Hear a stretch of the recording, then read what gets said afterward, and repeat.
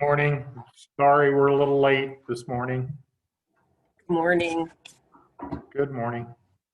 Sorry we're a little late this morning. Having a new printer installed.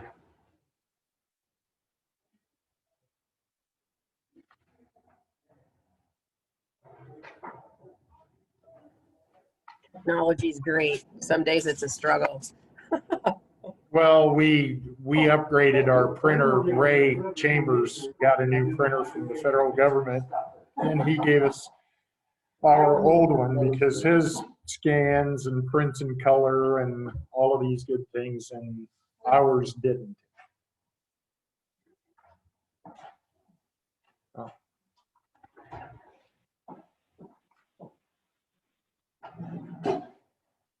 Good morning. We're running a little behind because we were setting up some new technology in our office here. So bear with us just a few more minutes and I'll wait for more to get on with us and we'll begin the meeting.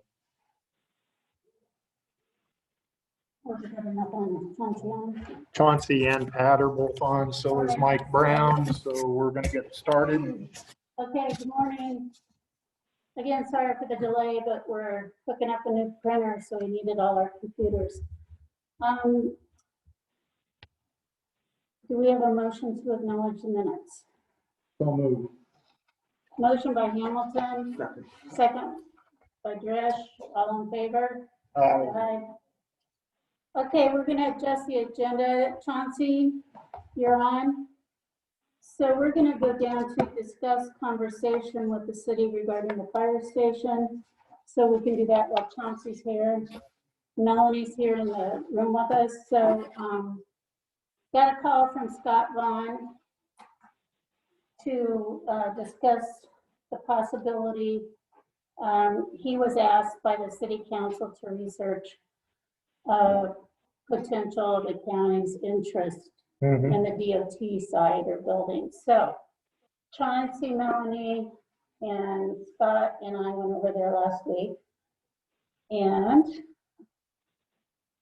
it's just a discussion. We're not going to make any decisions. Chauncey, do you want to start with what you found legally or anything else? Well, so the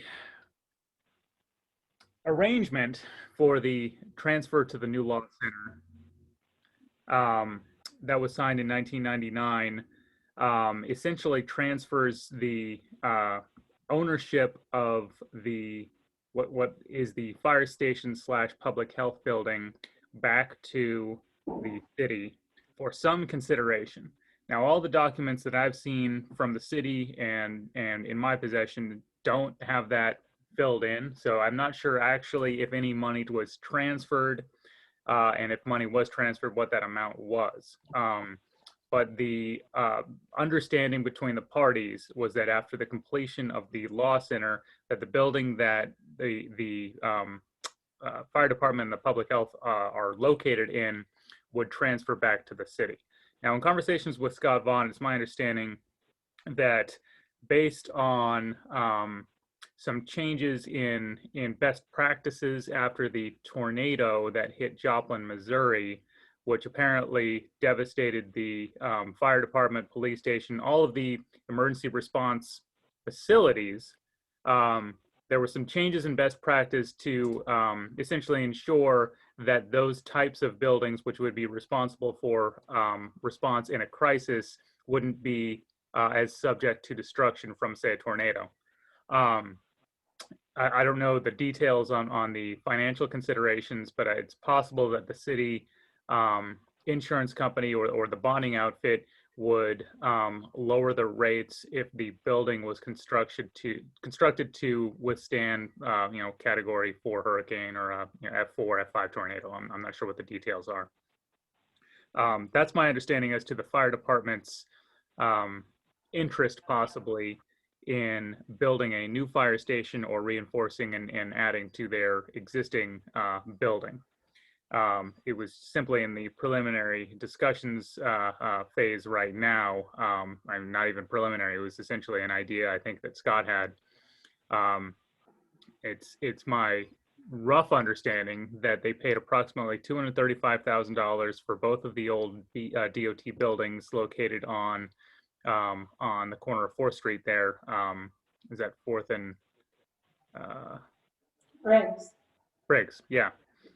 And that the city would possibly be interested in modifying or either destroying and rebuilding completely, or modifying the structure that is on the east side of those two buildings into a fire department, or selling the west side building to the county possibly.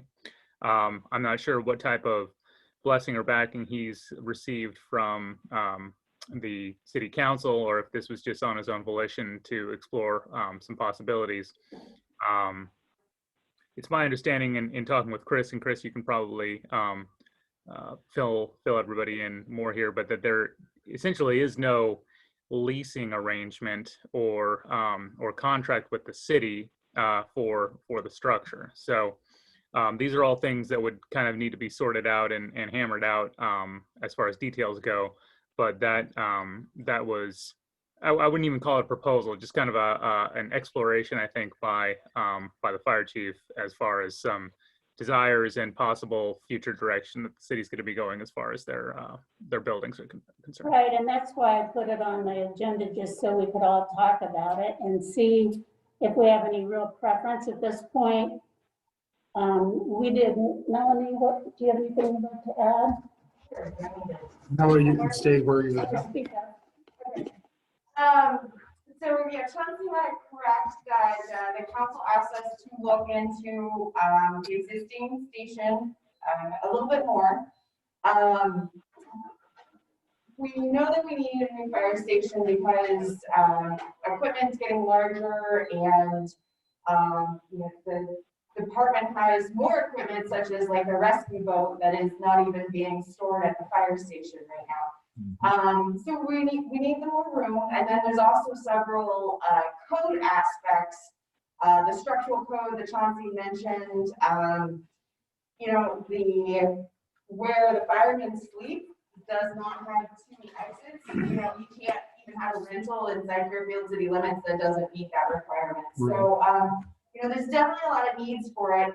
We looked at the city hired a consulting firm to look at 5 different sites, and they narrowed it down to the existing site and the site.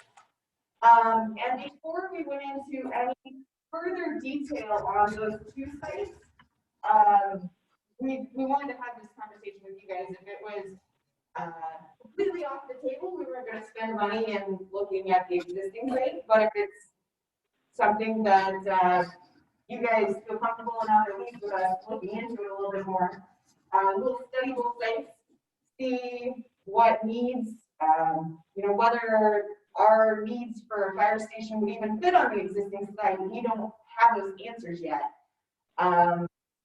At the time, we thought that there was maybe more of a 50-50 ownership of the building, and as we're digging into it, we're finding some different information. But we obviously don't want to leave the county in search with the public health department. And so I called Dick Reed the other night to see what his memory was on this, because I know he worked a lot on it.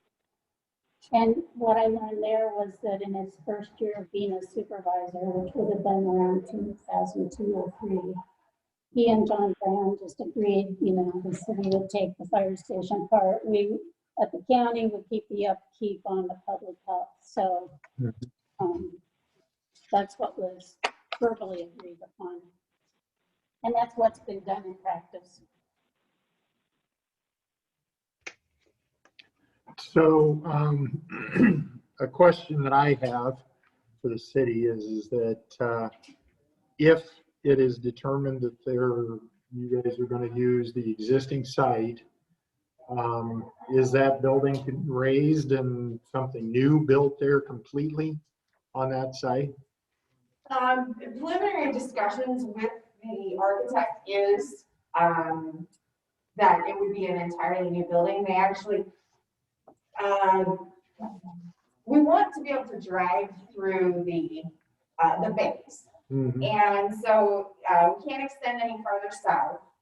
to extend any farther north, you'd have to demo the existing building. The one thought the architect had was to actually turn the building so that the bays are facing north-south. You know, that means that the alleys are the main access points to it, so there's obviously a lot of things to consider. But that's going to be turning the building and demolishing the existing one is about the only way that we can get the amount of bays that we need on that existing site. Right. I think I gotta be able to answer it, but I think it's a minimum of 5 bays, whereas right now we only have 3. And I know, I think part of our just informal conversation was that West Building would take some money to get up to shape. And Darren, you may not have more knowledge of how it's built, but sounds like it's Well, 1960s. The one on the corner over there. Yeah, it's kind of similar to what we're in right now. It was actually opened in 1960. Construction was finished and they were working in it. There's no elevator down to the basement over there, and the basement is really only a small bomb shelter room plus a break room size area. And then the heating and cooling is off in another room beside it. There's a tunnel structure around the exterior of the building that all wiring and everything runs in, and which is kind of an unusual kind of thing. But the offices, the way they're configured right now, I don't think you could rearrange how the offices were because you can't take the walls out. They're all a block construction that's inside. So you would pretty much have to use the building as is if you're going to do something with it.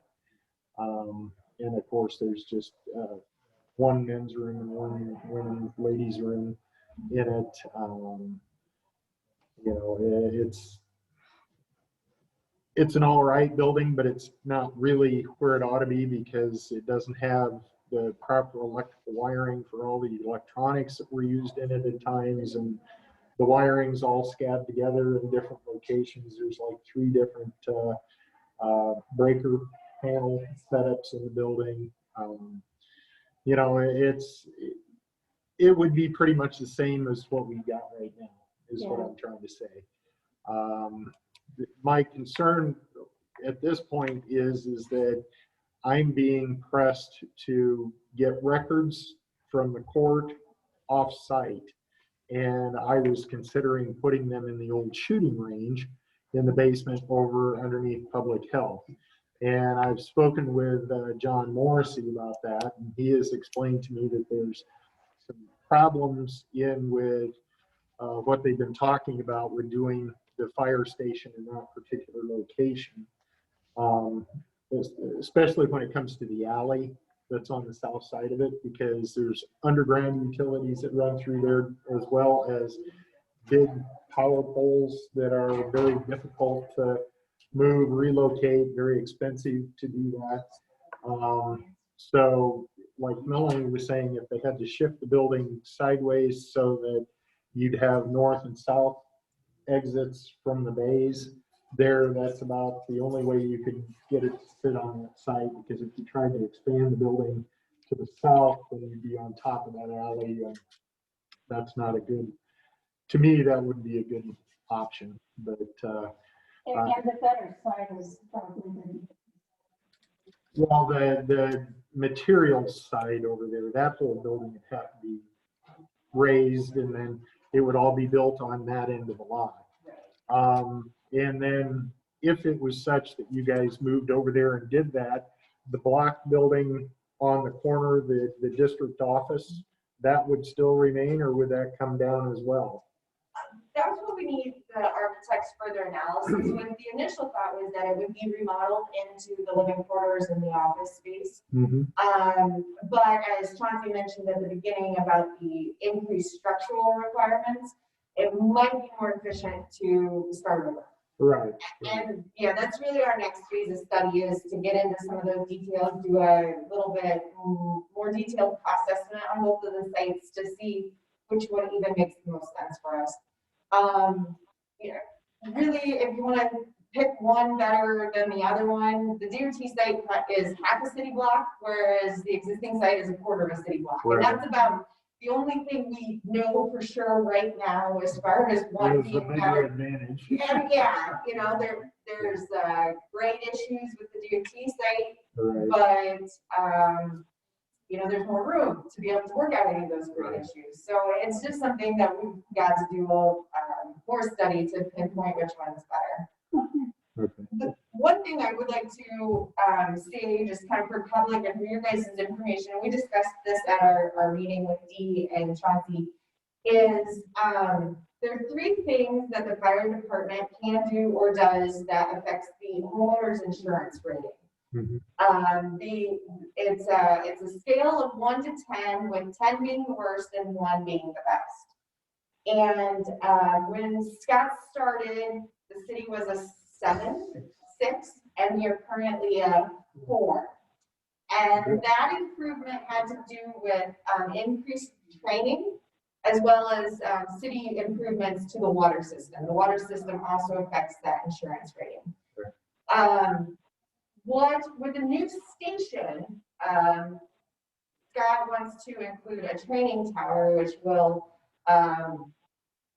serve as where you can hang the hoses to dry, but also allow them to do some more training that could bring that insurance rating down to a 3, so make us even better. Without a full-time fire department that we have, or a full-time person on site that we currently have, that would be a point against us.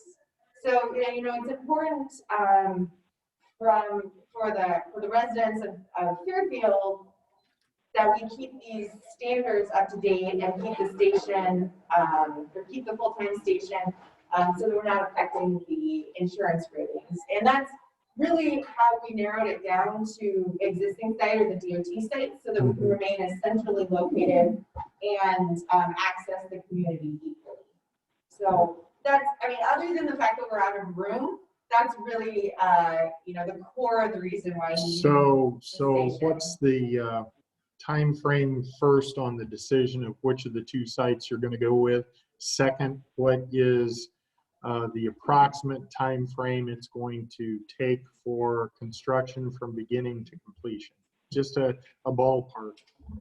So the next phase is going to be to study the 2 sites more. The city would put Klinger under contract in February, maybe 3 months to do that. So by summer, having an answer on which site to move forward. And then I would expect that once we have a site narrowed down, that we would, the city would hire Klinger right away to start on design. The city is talking with our financial advisors on different funding sources and whether a referendum is needed. And so that would be the deciding factor in the schedule. But a project for this, you're talking a minimum of a year design and a minimum year construction. So 22 at the earliest, more likely 23 for real construction. All right, because that kind of narrows down what I have to look at for trying to make some moves. Kind of depressing, we're out of space for offices, and we have one person that works here in the building that's now doing everything remotely that no longer has an office here. And I'm trying to figure out what I can do to do that. And part of that is moving records that are filling a huge office conference type space right now to somewhere off site here. And that would be all the records except for the ones that the county abstractors use most often. I want to try to leave those here in the building. And those are usually ones that deal with either property transfers or dissolution of marriage. And I've had this conversation with John Morrissey as well, as far as what locations would be good for that. I know I could get pretty much everything I need to move off site into the old firing range down there, but then again, there's no elevator access or anything to it, and it's going to make it harder to move because we come up out of the basement here and then have to go into the basement over there, and the records aren't light. So Yeah, that sounds pretty good. If you guys are gonna have a determination by the end of April, beginning of May, as far as which location you are gonna primarily focus on, I think we'd like to get up on that and be able to move forward from that point in time on what I have to do along with this process. Yeah. Finalize, figuring out that final ownership, because that will make a difference for you guys as well. Yeah, Yep. well, Yeah. I would say that's probably Well, that's a big factor because a good first start. I was not under the understanding that we didn't own at least part of that over there. Yeah, Because that was the sheriff's department at one time, and the police are doing like they did at the new building, where the sheriff's department and the county owns the entire place, and the police department has an agreement to use part of it. And that's kind of how I was under the assumption that things work over there, is that the sheriff owned the whole building, the city and, agreed for other parts, but that doesn't seem to be the case. So, Yes. Dee, can I say something? yes, Thank you. I'm going to apologize in advance because our phone has been ringing off the hook. So, yeah, this is Chris Estel from Public Health. I know there's a lot of people on the Zoom, so I always like to introduce myself when I'm on a Zoom, so everybody knows. Yeah, I've been the Public Health Administrator for 13 years, and I've never seen a 2080 agreement. There's never been one, as far as I know. We've had numerous meetings to discuss the square footage of this building, who was responsible for how much of the light bill, etc. And that's pretty much how it's been divided. Basically, it was a gentleman's handshake, is my understanding. I guess I just have a couple questions and then a couple of requests. Number one, the Joplin tornado was like in 2011, if I remember correctly. So these guidance and changes would not be a new regulation for fire EMS structure buildings. That would have been in place for several years. I guess the other question as a city taxpayer is I always question why something's purchased if you didn't study it fully through to begin with. And then on the public health side of things, I know that we will have several things that we need, not once, but several things that we will need to continue our services to the residents of Jefferson County. And I kind of talked to you about that more than ever with the pandemic that we've experienced. You know, right now, currently, we each have our own office and we have the ability to shut our door. And to continue that, we have to have a handicap accessible clinic space with plenty of parking. We have to have generator backup for our vaccine storage refrigerator and vaccine storage freezer, because there's thousands of dollars of vaccine in both of those units. I know that we initially paid for part of the generator that's in place at the fire department, and we share that cost. I know Scott's been very gracious to fund that annual service on that generator when we had a budget decrease. Otherwise, I think it's worked well for the years that we've been neighbors with the fire department. We work well together. We, take care of each other, so to speak. But I understand that they need more space and to ensure their rescue abilities in our community. So, yeah, I would just like to, if and when we need to move, I would just ask that we have input and guidance to that whole entire process, because we're fine with that. It's just a matter of nobody else knows what we need in the health department other than the people that work in a health department. And when you're moving forward with that process, you don't want to do something and then end up costing more money in the long run to have something redone. So that's my request. And please don't do it until this pandemic is. well, I will And we already are. What? I will mention one thing, that the DOT district office, which is on the corner of 4th and Briggs, does have backup generation power to it right now in place with a diesel motor and all of that, which is in a building that's next to where the tower used to stand, right on the corner of the building. I'm not sure if the tower is still there or not. Okay, I thought it was taken down, but Yeah. that building is kind of set up for that right now. The handicap accessible entrance is only on the south side of the building at this point in time. And it wouldn't take a whole lot to put parking or handicap access on the north side of the building as well, to get people in and out. It is limited on the north side. There is a little ramp that comes up, but there's not much maneuverability at the top of it. The door opens the wrong way, coming across the ramp instead of opening towards the ramp. Anyway, So, yeah, I think we'd at yeah. least appreciate the communication. And that's why I wanted to put it on the agenda, just so everybody could hear the same thing. Again, no immediate decisions, but it's just something for us to think about, research on each of our sides, and you work with Chauncey, that will be great, Melanie. Yeah. Let me know how I can help. I just want to speak to one of Chris's points about why a more in-depth study wasn't done. When that site became available, we didn't have much time to move. And we normally would have taken the time to cross all our T's, dot our I's, and do that work. But to get that, the time frame we were working in, that's why it went as quickly as it did. So I just wanted people to know that. Yeah, and two other, Thank you. yeah, two other things on the Joplin tornado standards.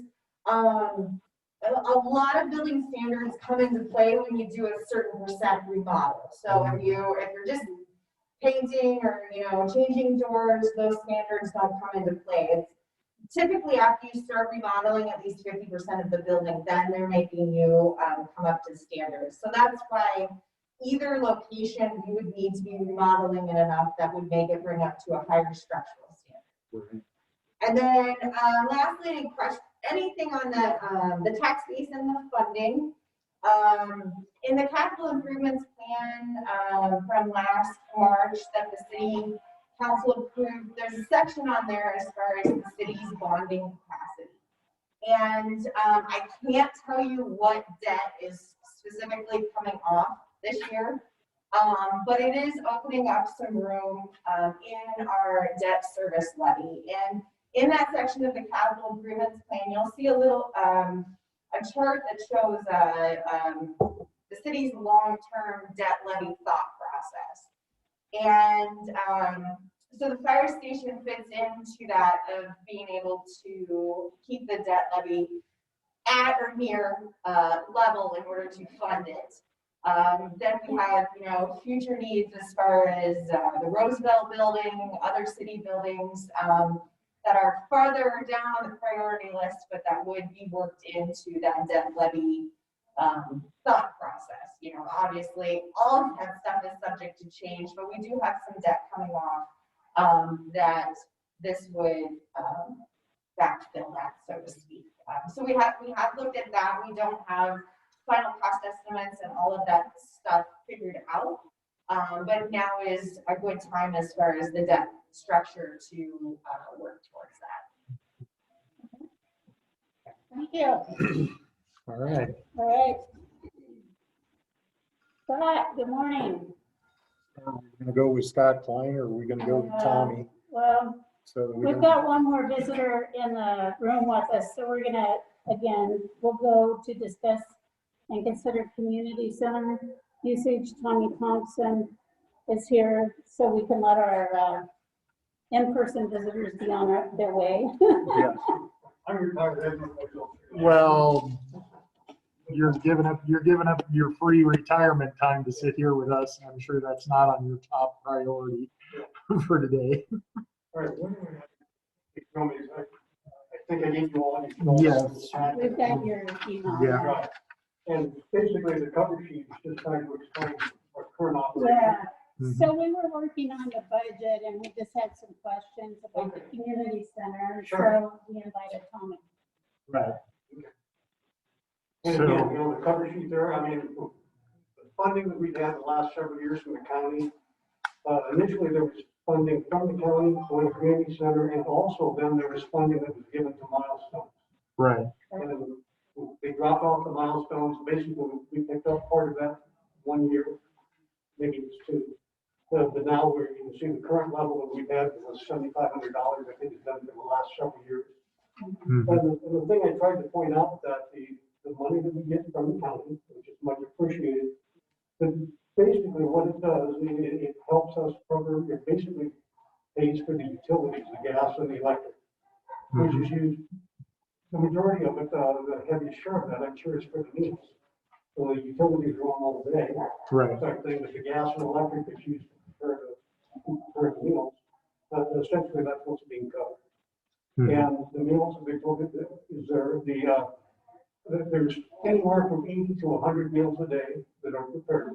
If there is a little bit, because people call in, I mean, they try not to prepare too many. That's why that's very. And milestones within the last, I think it's been roughly a year, has now incorporated, I think it's Trenton and part of Mount Pleasant. Mhm. So that the deliveries are made to those areas. So they consolidated some of their. From areas. here? From where? They're using this kitchen. And then if you drive down by, there's a van, we have a person that drives every So day. do you get any revenue from that? No, we get nothing. The only thing we do is provide the bill. Milestones, again, they take care of the cost of the meals. How many meals go that way?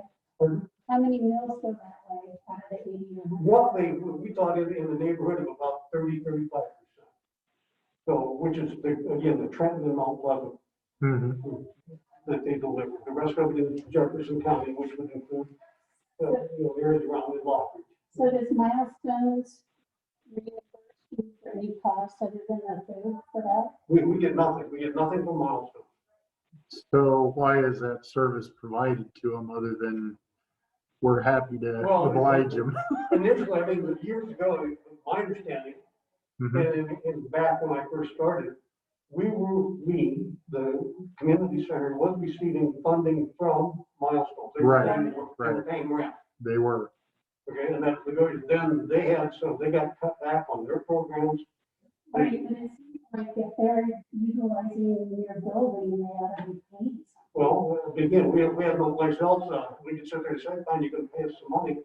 Then if they have to discontinue the program, we haven't accomplished it. Right, no, and that would be just their portion that goes out of the county Right. in the first You place. know, tell me, I would ask, Susie Martin Yankees that. Yeah, she's a She milestone. paid for by now, paid out of that, so. Yes, Okay. yeah, the community center has no employees. Yeah, so that's something that they do. Yeah, Okay, Yeah. we do nothing more than own the building and Yeah. hopefully get a few But rent. what point being, they are contributing a little bit to her salary. Well, I mean, we don't pay anything. Yes, like Milestones there is a full-time cook, there's a part-time cook, there's Susan Martin.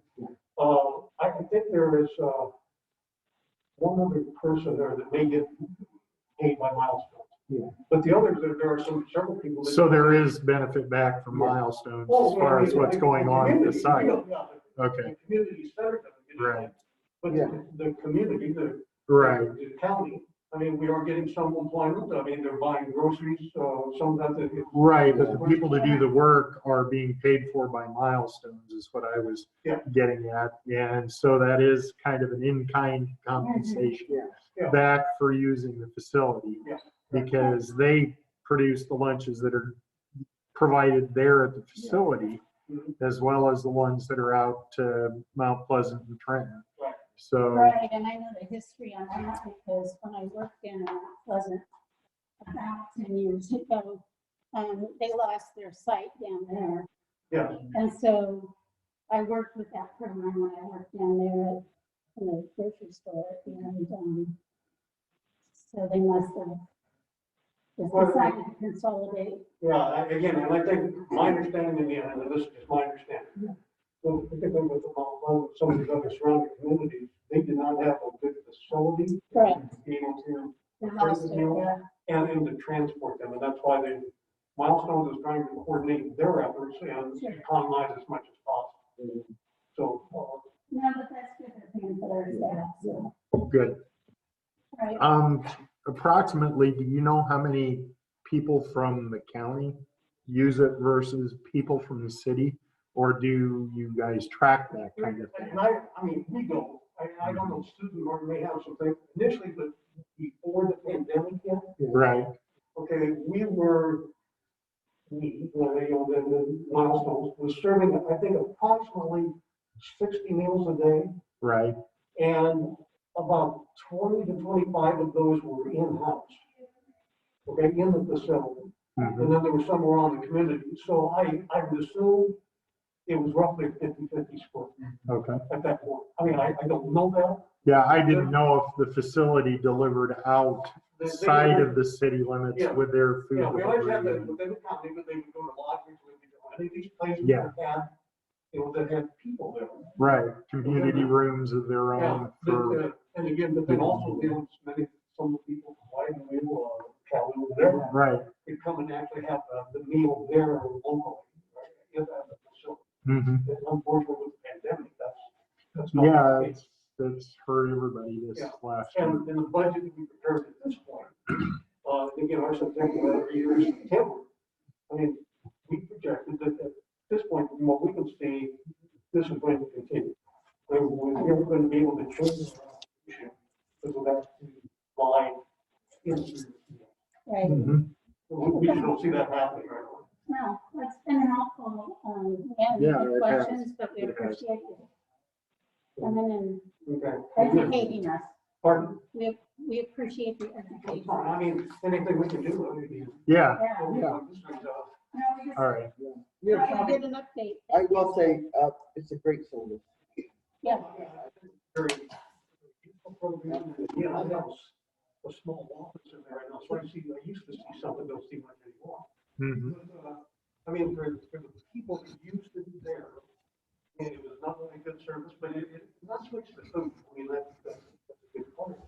It's the social interaction. Absolutely. And that's what we're not seeing. Right, and that's the unfortunate part of this pandemic is that social interaction between everybody has been almost non-existent, which is best for our health, but not so much for our mental health and our physical health. So, Thank you. thank you, Tom. Thank you for having me. Appreciate it. Thank you for bringing this information. Something like. Okay, All right. all right. Thank you. Scott, Yes, good morning. good morning. I met a truck grinding when I came to town. Yes, and well, there is a winter storm warning out, of course, for today and part of tomorrow. So we're making preparations to take care of that when it arrives. The reports I've got for accomplishments for the road crew is over a 2-week period. So let's see. This past week, we had an interesting occurrence where there was like 45 to maybe 50 mile per hour sustained winds in parts of the county, blowing snow across the road. And this took place further north as well, but Mhm. wherever it was blowing snow from the previous weekend across the road, it was icing up. So we had to, and drifting in places. So we had to clear that up. And the prior week, they were out on gravel roads trying to break up the ice, which has been a continuing problem when you get that kind of a storm event. And let's see, they've had to do some cleaning and minor repairs on equipment because when you're out using it for snow blading, it tends to be a little rough on it. Did some sign repair. There were signs that were knocked down by the wind, by the snow and ice hitting them. And let's see. We had at least 100 tons of salt delivered, and with 100 tons still ordered. Now I don't know if they've gotten that delivered yet or not. and we've had to have some sand be brought in to mix in with the salt. And let's see, I'm looking at two different reports here. Yeah, so lots of, on both reports, lots of snow plowing, salt and sand, mixing and ordering, fixing equipment, out blading snow and brining and various snow operations. Kind of, oh yeah, there was a problem on butternut that the crew went out to fix. I mean, they did as much. Yeah, we were emailed by the school superintendent of problems there at the Pekin School area on butternut, and that was impetus from us to try to get someone out there to look at it and take care of it. And I appreciate that you sent guys out to do that, Scott. I'm sure they appreciate it up there because it sounded like it was a big soggy hole there south of 110th on butternut. Well, there was a place over Box Culvert that had settled, or some kind of problem was occurring there. There's a pretty good sized hole that you had to drive through to get across that Box Culvert. So they hauled rock in for that. And they did best they could with the ice and the road being frozen to get some of the rough spots bladed out. Hey, Scott, Yes. 227th, you know, the ambulance garage is out there, so can that be a real high priority when the snow hits? To Yeah, keep we going? can try to make it a priority. One thing is, we're not snow plowing overnight type of thing, and any of the emergency, like the fire station and ambulance, if something's needed in the middle of the night, we wouldn't have anybody out there blading until 5 a.m. It'd be about the earliest in the morning, unless we get a call from the law center, and then of course we'd have there's potential there for us to have to do emergency servicing of those two areas. Okay. I think we have them on, so, okay. Anyway, just let it be known that's a high priority. Yeah, and we put up some signs there also. Yeah, thank you for that. Warning about it being an ambulance entrance ahead. Okay, anything else? I don't know, do you have anything for Scott? No. All right, Scott, you ready to move on to the next agenda item? The DOT agreement for HMA resurfacing on 32nd Street. I think that's what this is covering, isn't it?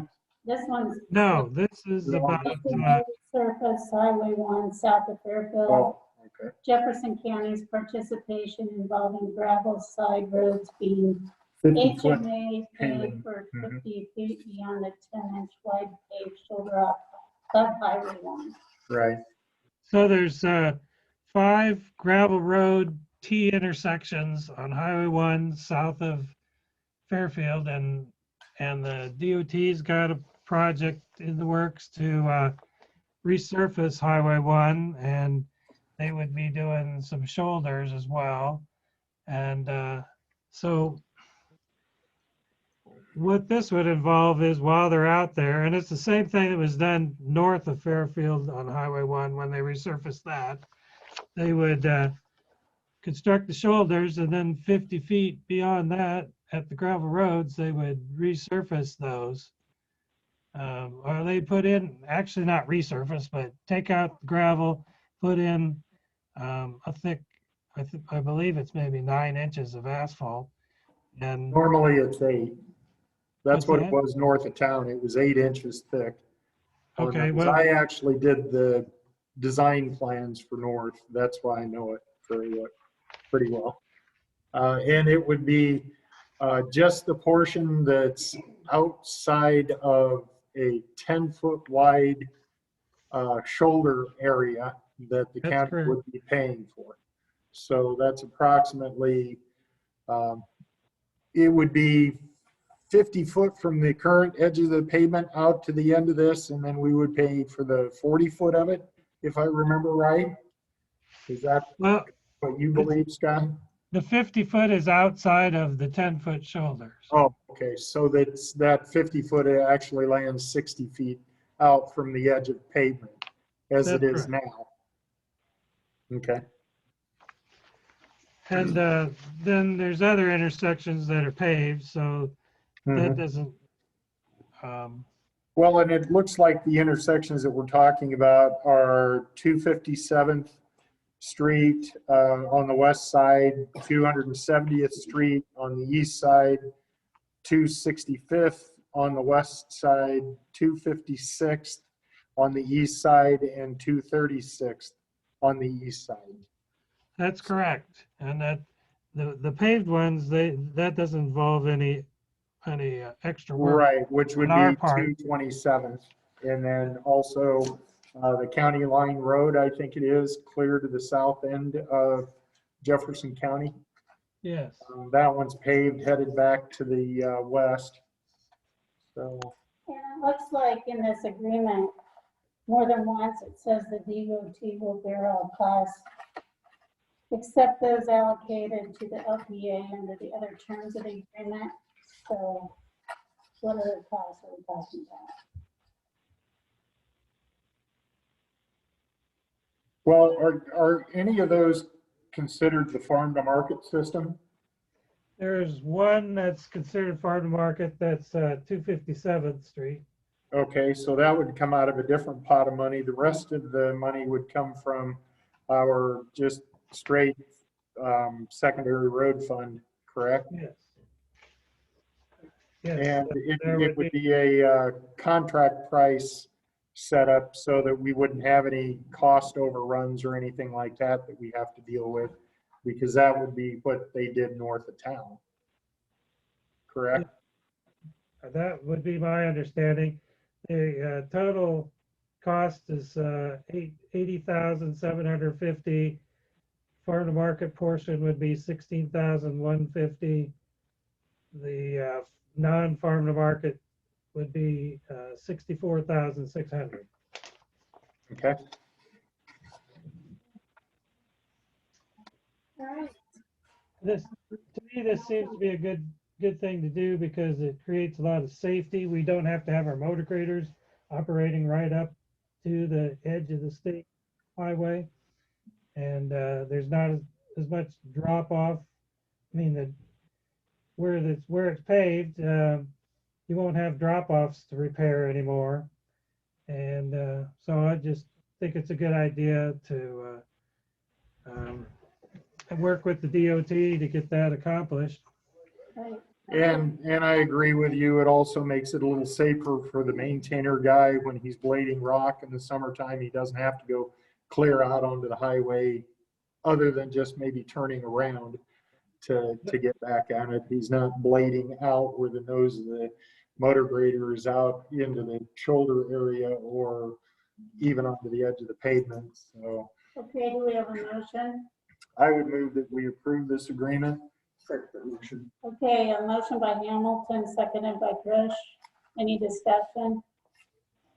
All in favor? Aye. Okay, discuss and consider extending resolution establishing temporary safety protocols on certain county-owned property. Right. Currently, the one that we passed just recently expires on February 2nd.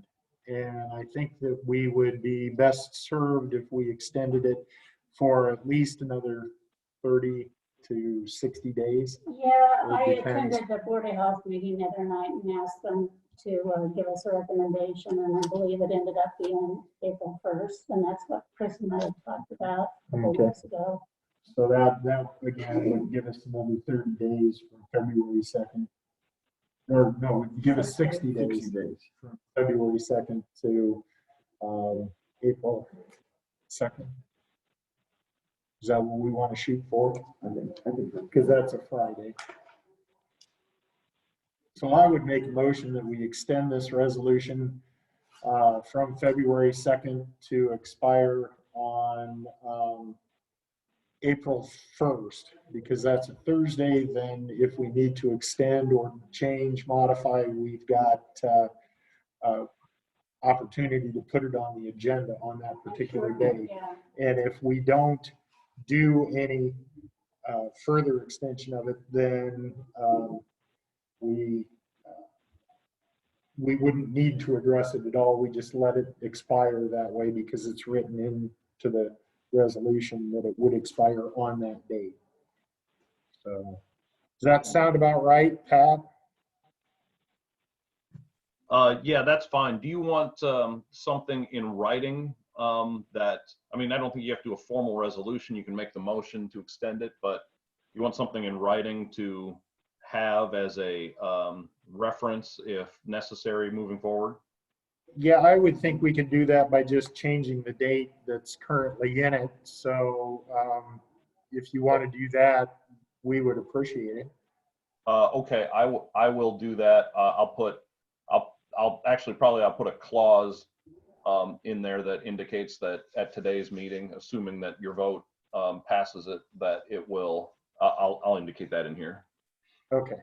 Okay, thanks, Pat. All right, do we have a motion? Second. A motion by Trish, second by Hamilton to extend this till April 1st.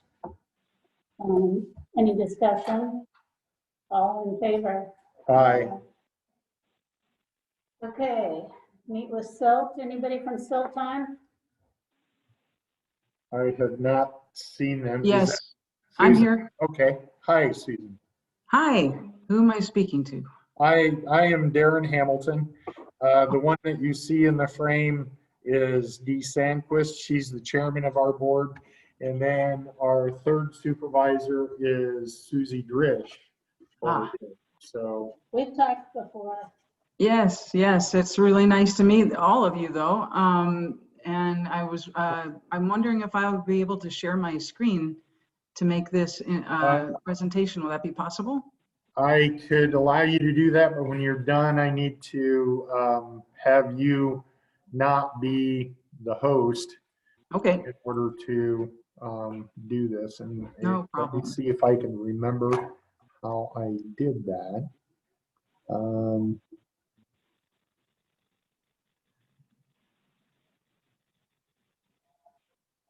I see. No. Okay. Well, here I could, like I said, I could make you the host in order to share. And then once you're done, let me know, and then I'll have to remove that, because if you become the host and you exit, it will exit everyone. Yes, I think I learned that in a previous meeting. Okay, you should be good right now So, with the share screen. Great, thank you so much. And thank you everyone again for taking a few minutes to meet with me. Can you see my screen just fine? Yes. Thank you. So I don't know how much any of you know about SILT, so for the sake of expediency, I'll give my shorter elevator speech. But we are a statewide organization, land trust, that specializes in protecting land to grow healthy food.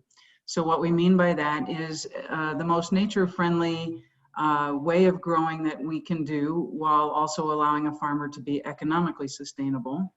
And we mean that our focus is on table food crops. So what the USDA would call specialty crops, but also livestock in terms of managed grazing. So that's the kind of thing we do as a land trust. We are the only nonprofit in the country that can, the only kind of nonprofit in the country that can make a forever promise. Land trusts are unique because they can place conservation easements on deeds of property. that they can then enforce and monitor in perpetuity. And of course, all of this is voluntary. It's done by a landowner who desires to leave this kind of legacy into the future. And at this point in time, we only take donated land and easements. So the landowner really has to be pretty motivated because we can't afford to buy land from them.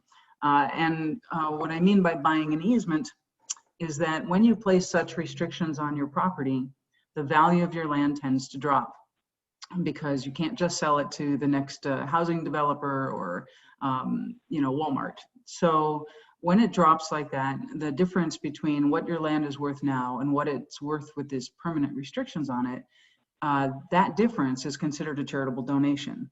So that's the number you take to your CPA, let's say. Preferably you've talked to them before this and with your lawyer.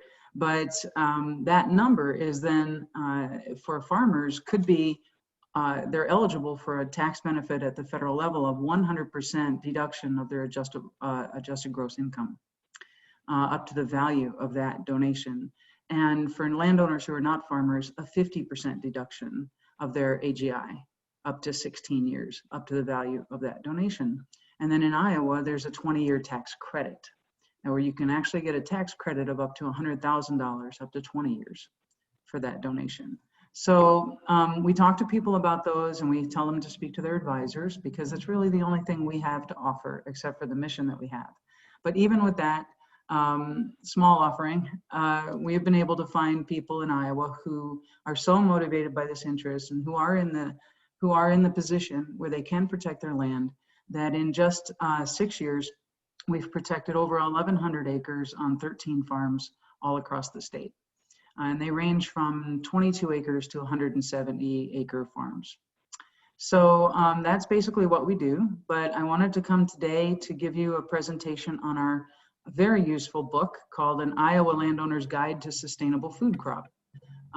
I would guess that in this crowd here today, you may have never even thought about the fact that your land could grow more than soy, corn, or hogs, or maybe chickens. And because I think in the last 50 years, Iowans have forgotten that there are such crops, food crops, and that our soils can grow them. And we've also let the system that supports that kind of crop deteriorate, our local food system. And so there's a lot of work to be done to fix the logistics and to create what a lot of farmers call the market for such crops. But in fact, the market is there. Iowans never stopped eating. We're importing nearly 90% of our food at this point to Iowa, which we don't think is sustainable or even economically wise, because all those dollars are going out of state. And we believe that diversifying the countryside with other kinds of crops will make us more resilient in the long term. So, so this is our new book. I think I see it getting passed around, perhaps. Yes, good. So you have a sample there? Yes, we do. It was sent. Great. And for anyone who wants one, we'd be glad to send you another one, or send you one individually, because thanks to SARE, the Sustainable Ag Research and Education Program, we were able to print a bunch of them. So I just want to give you a peek inside in case you hadn't had the book in front of you. A lot of times that doesn't happen with boards of supervisors these days. But they're divided into these friendly codes, and then they're color coded. They highlight a particular crop. And remember, this now is aimed at landowners, not necessarily at farmers. So we're not teaching people how to grow this food. We are talking to landowners who may not be farmers, who might consider diversifying their landscape on their own property. Perhaps talking, if their land is being farmed, perhaps talking to their farmer about, what if we took an acre out here or an acre out there to help some beginning farmer who might want to try some of these crops. So we just wanted to educate Iowans, or re-educate them about what can grow in Iowa. So here you see. Can this be passed on to heirs of the landowners who signed the easement? Absolutely, it can be. We don't own that property. When there's a conservation on it, this easement on it, we don't own the property. It can be passed on to heirs. It can be sold to whomever you like, except that because of the easement, the production on the land is restricted to sustainable food cropping. Now, we're not absurd and crazy about this, right? If you have steep timber or karst or something like that, we're not going to say you got to grow goats and, otherwise you're in violation of the easement. But we do talk about the primary purpose of the easement being to protect the land for sustainable food crops. But yes, absolutely, you can pass it on. So just to go back to this, and then I'll take some questions. This has a brief description of the crop, just kind of a basic sense of what it's going to cost you compared to other crops. It's, you know, impossible to keep this up to date if it were actually naming numbers and that sort of thing, so we didn't do that. Some of the reasons why we came to those numbers, and then a cream of the crop resource or two, and then in the back there's more. Look at these are just beautiful. I grow honeyberries. I have 150 bushes. Took them about 4 or 5 years. Well, probably took the bushes 3 years to start bearing, but it took me another 2 years to figure out the birds were getting them all. So with a little bird netting, I finally had a decent crop last year, which was very nice. But haskep it's one of the primary crops of northern Japan, for example, where they make jam out of it and wine and all kinds of things. It's kind of a raspberry, blueberry flavor. But the nice thing about it is you don't have to add sulfur to the soils in Iowa. You don't have to add any amendments to the soil in Iowa for this to grow, and it grows well. But as we say here, bird protection is relevant. Oh, and then you saw that diagram with the big tree and then it went down to the smaller ones. I'm not sure I can back up, but that it shows you the place in a multi-story landscape where that particular crop fits. So if you're looking at the book, you'll see it highlighted in that particular crop grouping. And then we have 4 highlights of actual people in Iowa who grow this kind of food. This is Tom and Kathy. They offer their words to the wise. They grow, that's a chestnut tree, and that's a chestnut. A lot of people have never seen a chestnut burr. Not much fun to pick, but you don't pick them. You let them drop, you stomp on them, you get the nut out of it, or you let them drop and they fall out and you pick them up with a little device. And there are larger operations that do it in larger scale ways, but Tom and Kathy have come up with the ingenious notion that the customers can pick them up. So they make between $7,000 and $10,000 a year per acre on their chestnuts just by inviting Bosnians and other Eastern Europeans and anyone else who wants to come down and pick chestnuts. And I think they're on their leaderboard, there was a group of Bosnians. This happens to be an Eastern European favorite, chestnuts, all year round. They make all kinds of things out of it, flour, and they cook straight with them, and they freeze them, and they dry them. They do all kinds of things with them. I think they collected 780 pounds in one day. So they love this stuff. And of course, those are the customers that Tom and Kathy love too. They don't like people like me who just come down for a pound for Thanksgiving. And so then in the back, we have these lots of additional resources for people. And then online, we actually have this in an interactive shareable version. So if you prefer not to have it in book form, if you want to share it with people, but you don't want to mail them a book, this is a great way to go. We spent a fair amount of resources to make this interactive, but you can also download the PDF. You can then sort through the website itself. So anyway, we just want you to know if you'd like a copy, we'll send you more. We got a request from IDOLS, the IDOLS office, to send them multiple copies, and that was a real treat. If you know rural landowners who'd be interested either in the guide or a free consultation from our farm specialist, who, again, this is another federal grant, NRCS, is giving us a grant to train someone up, and now Joe's 2.5 years into this job, so he's quite good at it, to walk property and talk to landowners about what kind of table food crops want to grow on that land based on their soils, their slopes, their aspect, microclimates, etc. And then he provides you a pretty nice report with soil maps and other things, but also with lists of possible crops for those areas of your, depending on the field. And that's all free, paid for by your tax dollars. And Joe has to do a certain number each year, so we do please encourage you to get a hold of him and send people to him. You can do it outside, you can do it safely. You know, he's the one guy that never broke his stride during COVID because he could get out there and do this outside.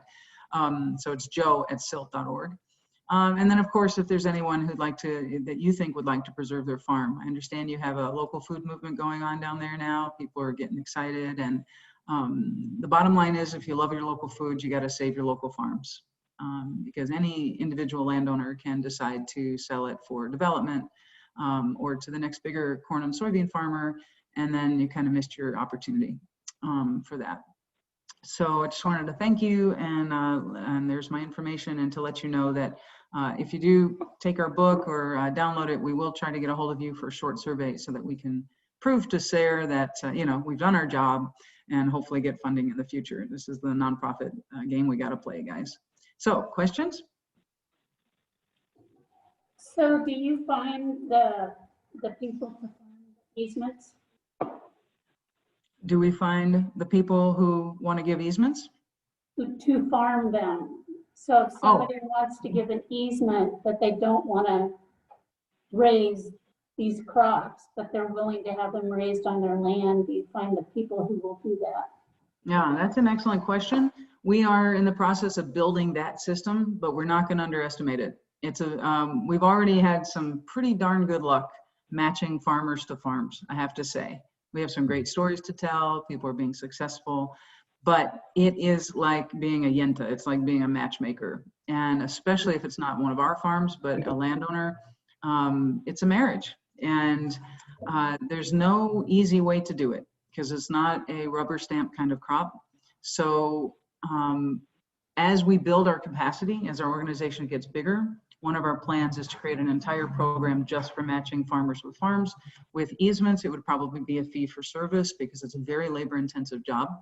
And a landowner would be able to decide what level of work they would want us to do to help market their farm and match them with a farmer.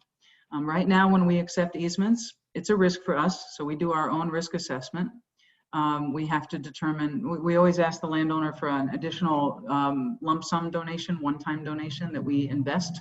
This is what makes us a land trust. We invest it long-term so that we have the resources in perpetuity to not only monitor the property each year, but also enforce the easement if it ends up in the hands of someone who has no intention of growing food, but just wanted a cheap piece of land. Or someone's life changes and they just decide to stop growing food. We have to have a meeting with them and say, who else can grow food on this land, even if you own it, et cetera. So we're building up that capacity. But when we take an easement now, we tend to look at whether there's a farmer there already who we can grandfather in. We're not going to ask some farmer who's been farming for 40 or 50 years to change his ways and change his crop. That's insane. All that does is, okay, so that's like teaching a pig to sing, right? So we just say, you're grandfathered in, but in the next transition, the next time this land changes operators, we're moving toward in this other direction. Mm-hmm. And that gives that farmer a heads up, maybe his son or his nephew a heads up. And then, but if the land has no hope for that, and if no one on it, and the landowner wants somebody immediately, then we have to tell them that that's something we're not ready to do yet. We can put the word out, we can let people know that it's available, but at the moment we can't actively engage, So we're trying to be honest about that, but we're planning to be we have a 200-year horizon, not a 7-year horizon or 4 years. So we know that we're going to get there.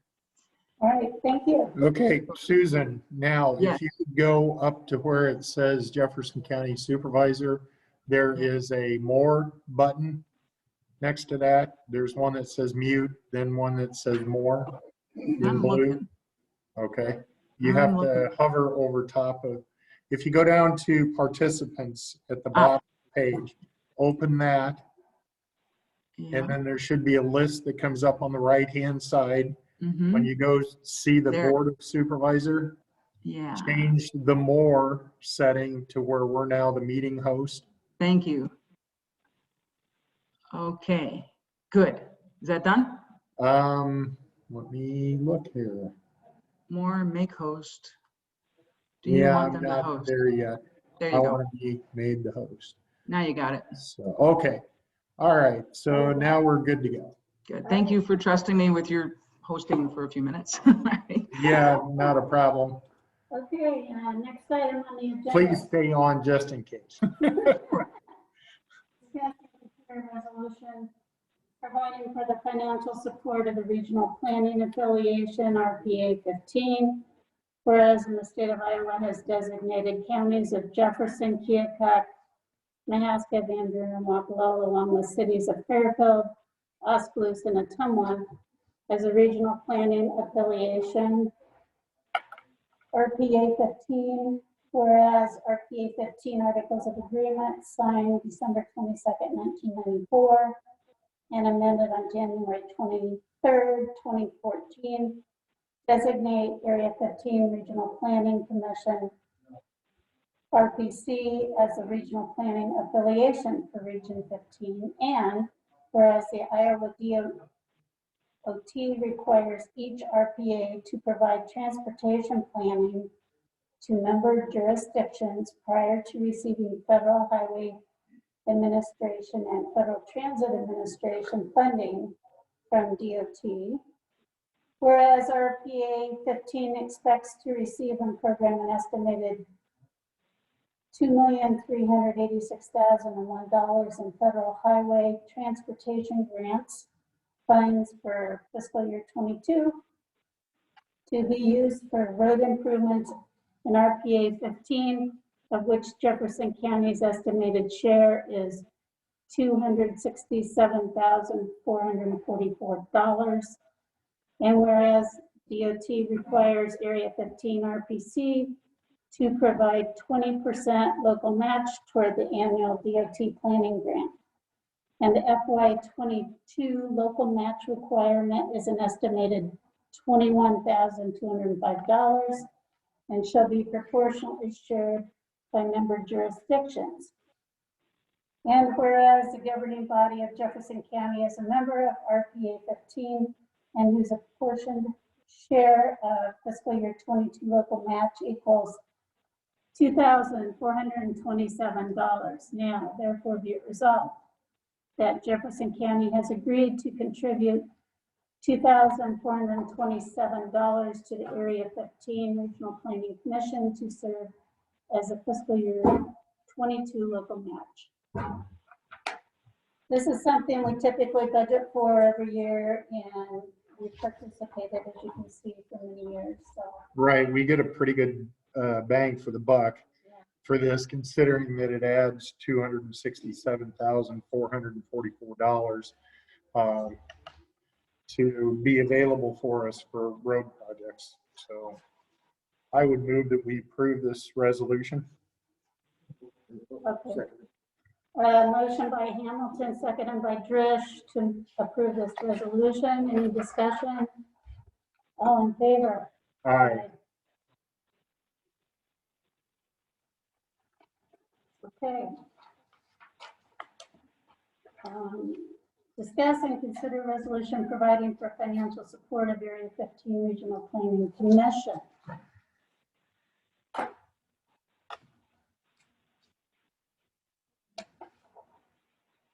Okay, this resolution is as follows. Whereas Chapter 2080 and 473A of the State Code of Iowa as amended authorize the governing bodies of government units to cooperate in the operation of a regional planning commission. And whereas the Articles of Agreement signed August 15th, 1973, as amended, the Area 15 Regional Planning Commission did become the authorized planning agency for service delivery at Area 15. And whereas the governing body of Jefferson County is a part of the Area 15 Regional Planning Commission and has agreed to contribute 50 cents per capita for a total amount equal to $2,870.50 to cover financial operating costs of the Area 15 Regional Planning Commission from July 1st, 2021 through June 30th, 2022. Again, this is another group we have been a member of since 1973, many years. Right, and the grant funding, so people understand, for every $42 that's returned in grant funds, it's only $1 portion of membership dues and fees that are actually invested in this. So the $2,870 actually equates you multiply that by 42, and that's what we actually equate into what we get as a return for our 50 cents per person population. So I just wanted to mention that. We have a motion on this? So moved. We have a motion by Drish, Second. second by Hamilton. To approve, any discussion? All in favor? Aye.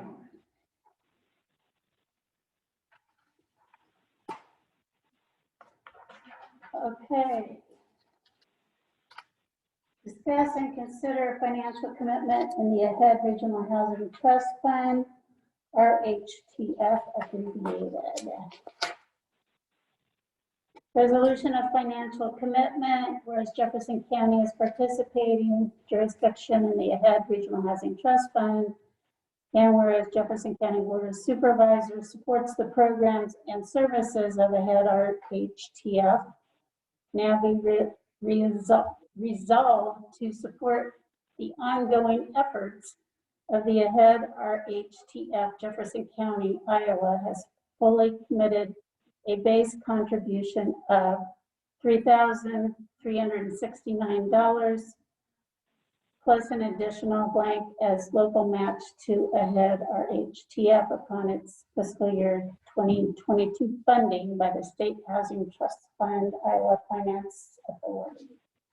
And again, the return for this investment on us is each $1 that we spend in this $3,369 ends up increasing or leveraging $4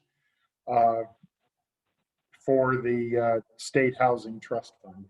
So we're getting a pretty good bang for our buck again, not quite as good as the last agreement that we just moved to, but we will be able to do that for our residents that use this funding.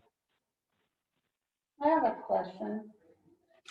I'm looking at this letter and it says it's 20 cents per capita, totaling $3,369, and the other one was 50 cents and it was less. Right, that it was 2,800 and something, but it wasn't half. So I'm not sure which what numbers they're using as far as our population is concerned. Some groups use the 2010, some use the estimated 2019 as they're put out by census. Right. Our 2020 census number should come to us sometime this year for 2021 and moving on forward. I think right now the estimated was in the region of 18,200 people. 2010's actual census was just under 16,000. So that could be the difference in what numbers they're calculating. So that'd be a good question. These are committees to ask them what census or what year they're using, because I come up against this in other committees. It's kind of like I do too. nobody uses the same census numbers, and I think it would be nice if they did. Yeah, I think some committees use the highest one of the census numbers that they can possibly get. Others use whatever happened at the 10-year census and use that until the next 10-year numbers come out. Okay, so we need to fill in this blank local match. While we don't have to do it quite at this time, we have to make a determination of that during our budget hearings. And then we have to compare it to what our local match was last year, and we don't have that information in front of us. But I would go ahead and make a motion that we approve this resolution, notwithstanding having the number of local match funds put into it at this time, but will be done in a future date so that we can sign the resolution. Is there a second?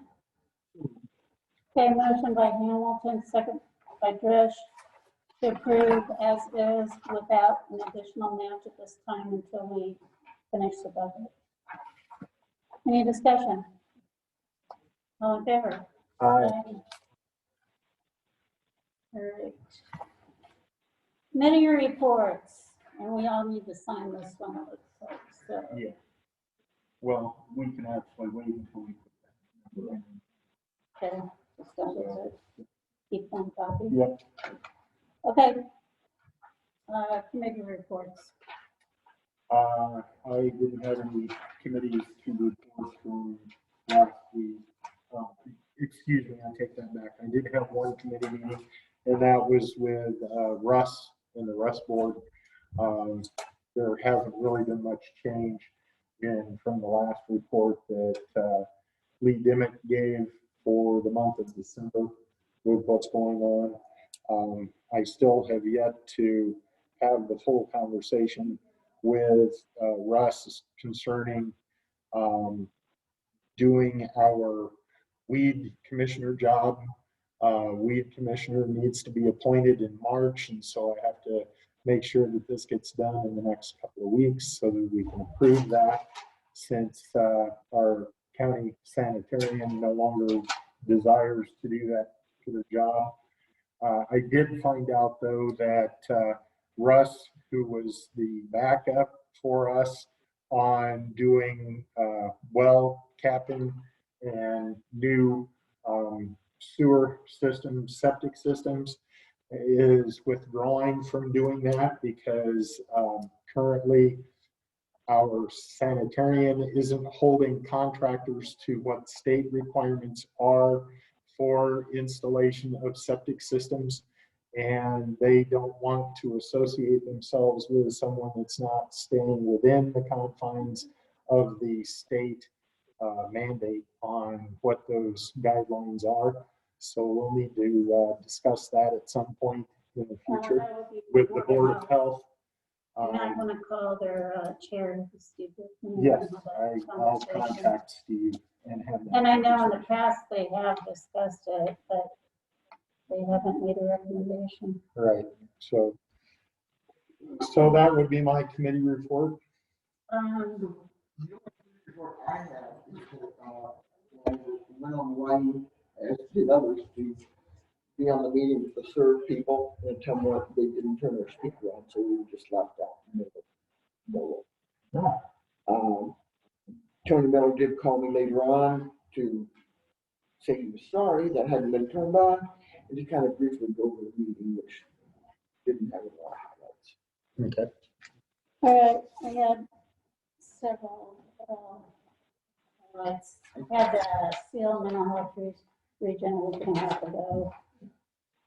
Then, again, they have various reports from the advisory committees, the Children's Advisory Committee, and then a lot of what the governance board does is the financial piece, but of concern to all of us around that table is concern for enough frontline workers. We have a real shortage, especially in rural Iowa, and that was reiterated to the state senators and representatives that attended our Zoom meeting the end of December, which, if anybody's interested, is on the Des Moines County website now, able to be accessed there.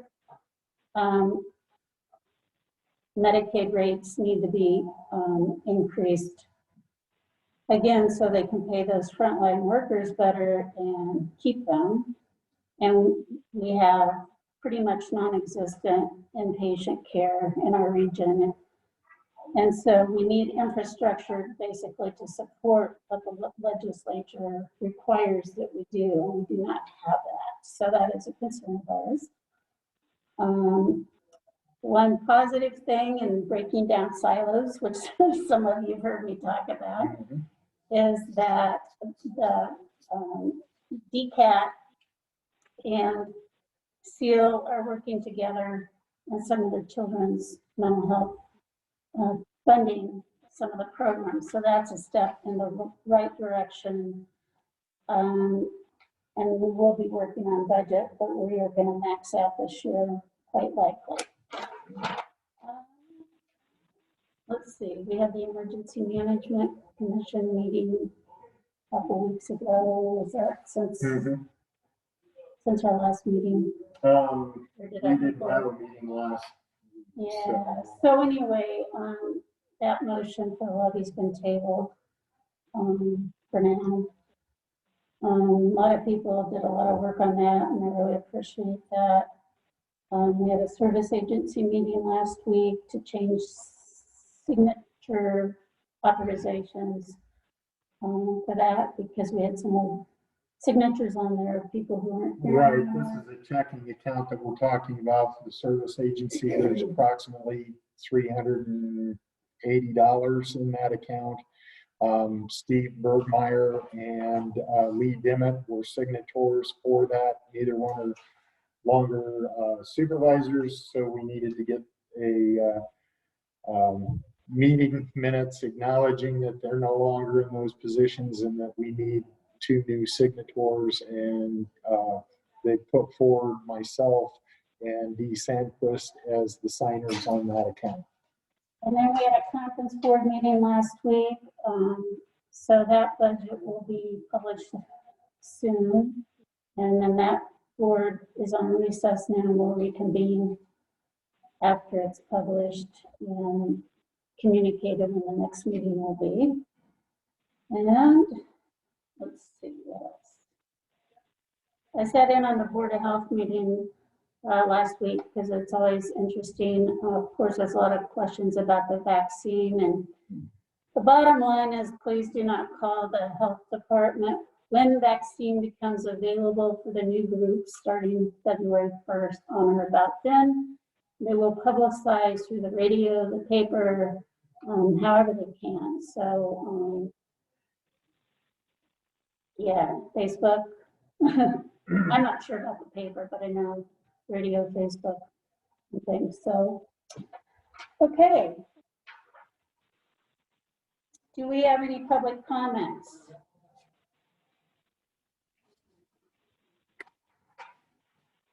Hearing none. Okay. Motion to allow claims and approve report. So moved. Second, all in favor? Okay, nuisance properties.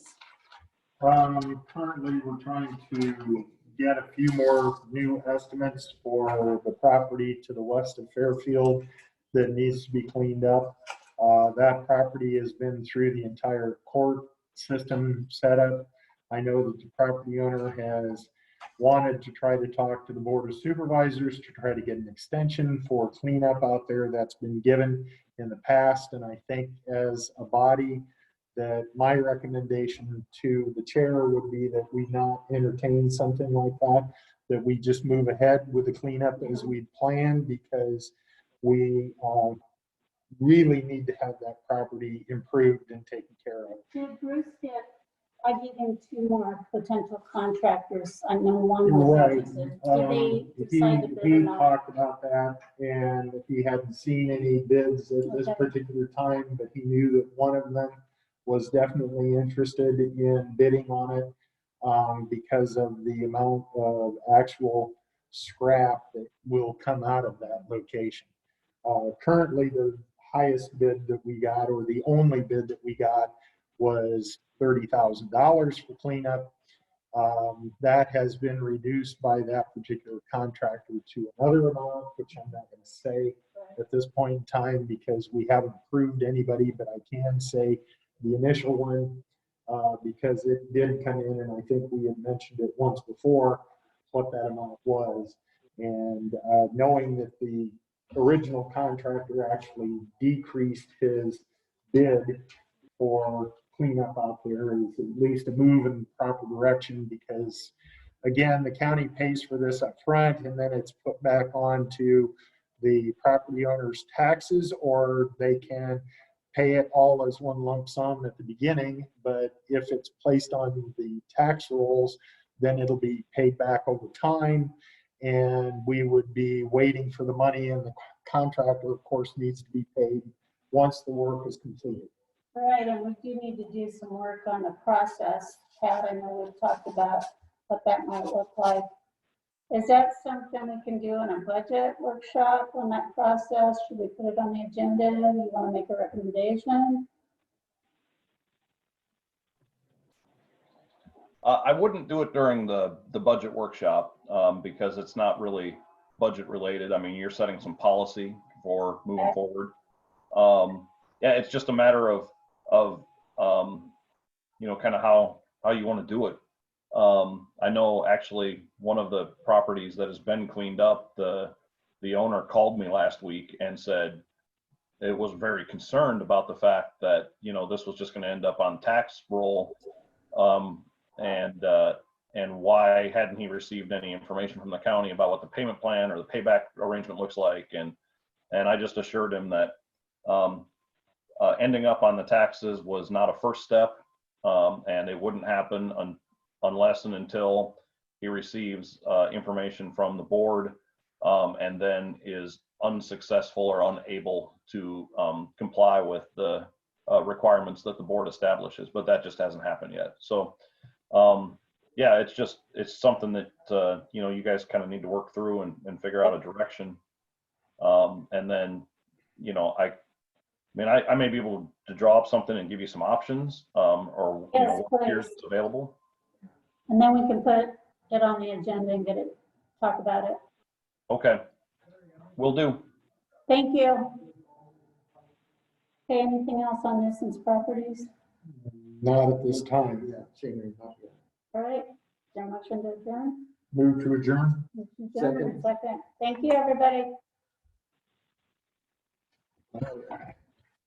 So, Dee, do we? Hold on just a